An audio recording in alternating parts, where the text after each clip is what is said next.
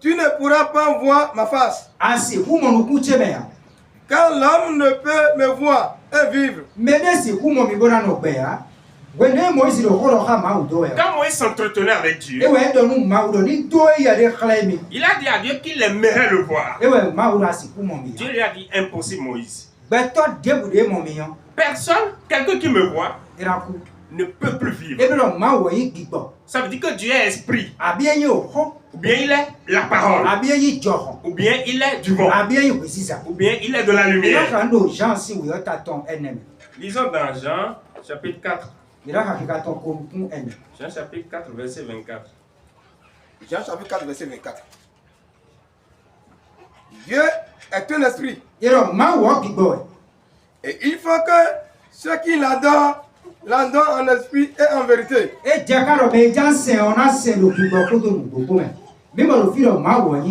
Nous voyons ici que Dieu est esprit.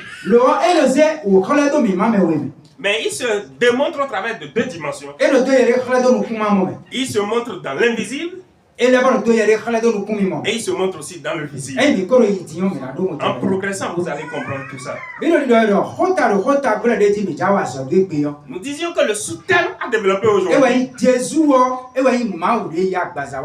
que Jésus-Christ est Dieu qui s'est fait chair. Avant de progresser, nous devons savoir que Dieu est unique. Dieu n'est pas double. Il n'est pas triple. Il n'est pas plusieurs.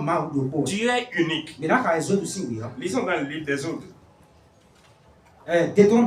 Deutéronome plutôt. Deutéronome 6, 4.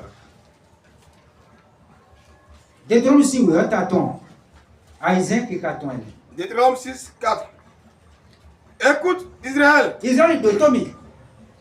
L'Éternel, notre Dieu. L'Éternel est un.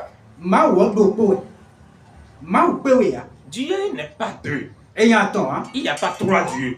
Il n'y a pas quatre dieux. Dieu est unique. Et son unicité, il se révèle dans l'invisible et il se révèle aussi dans le visible. Lisons dans Ésaïe 45. Ésaïe 45, verset 5.